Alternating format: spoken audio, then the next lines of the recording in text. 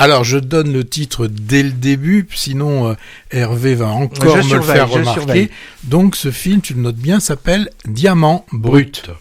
Aspirer à être célèbre, c'est le souhait de Liane, une jeune fille de 19 ans qui vit avec sa maman et sa jeune sœur quelque part auprès de Fréjus, dans le Var. Alors pour elle, pour Liane, les réseaux sociaux, la télé-réalité sont les moyens pour arriver à être célèbre. Son but, c'est avoir des gens qui l'aiment et surtout être capable de comptabiliser. Et pour comptabiliser ceux qui l'aiment, le mieux, le fin du fin, c'est d'avoir des followers. Alors, elle est bien sûr sur les réseaux sociaux et à un moment donné, elle va apprendre une nouvelle qui va l'emballer. Un casting est proposé pour une émission de télé-réalité qui s'appellerait L'île Miracle. Alors, va-t-elle réussir ? Eh bien, la réalisatrice nous propose de suivre, alors un petit peu comme dans un principe d'une Cléo de 5 à 7, sauf que là, c'est sur plusieurs jours. On va la suivre, cette Liane, et on va la voir au début, donc passer ce casting où la productrice va lui dire « Ouais, c'est pas mal ce que tu fais, je pense qu'on va te prendre, reste comme ça, il faut te faire remarquer, il faut que tu aies des followers, je vais voir avec ceux qui font l'émission et on te rappelle dans quelques jours, mais tu vas voir, ça va le faire. » Alors, est-ce qu'elle va réussir ?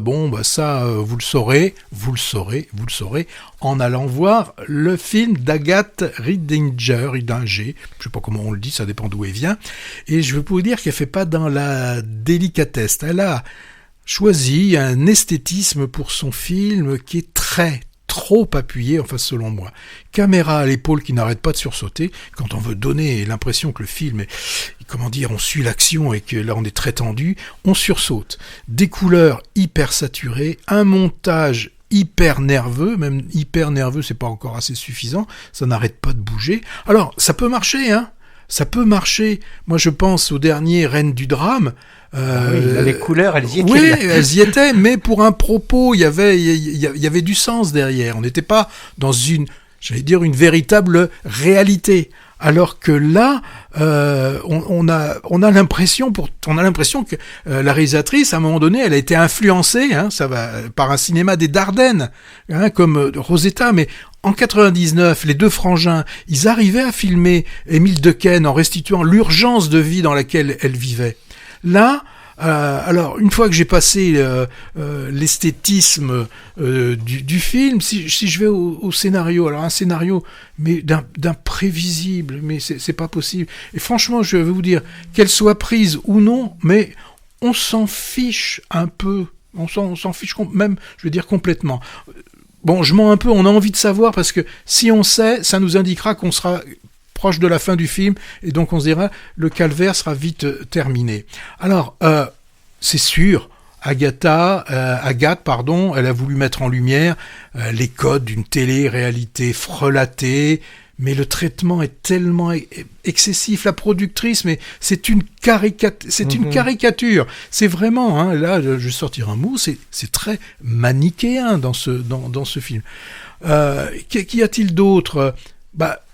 Ce qui aurait été intéressant, c'est que la réalisatrice s'intéresse plus au pourquoi de ce besoin d'être célèbre. Alors elle nous propose juste, et là on l'a dans tellement de films, le manque d'amour d'une mère qui ne la pousse pas, qui la reconnaît pas, un père absent. Bon, ça commence à devenir un petit peu court. Donc pour moi, manque d'originalité, manque de profondeur, côté artificiel. Alors on va me dire, ah oui, mais il y a le jeu de Malou Kebizi qui interprète Liane. Faut le dire franchement, elle interprète ce qu'on appelle, quand on est sur Marseille, le rôle d'une cagole. Parce qu'elle le fait bien. Elle le fait bien. Elle prend tout à fait ce rôle quand même assez ingrat, parce qu'on la voit suivre toutes les injonctions des influenceuses des réseaux locaux, jusqu'à arriver à se faire violence à son corps. Bon. Pour moi, ce film, c'est pas un diamant, c'est du fake, c'est une imitation. On va me dire, c'est représentatif de la génération actuelle. J'en sais rien, mais en tout cas, c'est vachement mal foutu. Mais est-ce que ça dénonce ou pas la télé-réalité, les réseaux sociaux, ou est-ce que c'est bienveillant? Je sais pas. Non, c'est pas bienveillant, mais la critique est un peu trop simpliste. Si je reviens aux Reines du drame, quand on voit celui qui fait le casting, il est très drôle, ce produit. Oh, Mashoud, c'est super, etc. Là, c'est intéressant. Alors que quand tu vois le film, c'est vraiment non, c'est pas. Oui. Moi, je l'ai pas vu. A priori, le thème ne m'intéressait guère, mais c'est une mauvaise raison de ne pas aller voir un film, de dire que l'histoire m'intéresse pas.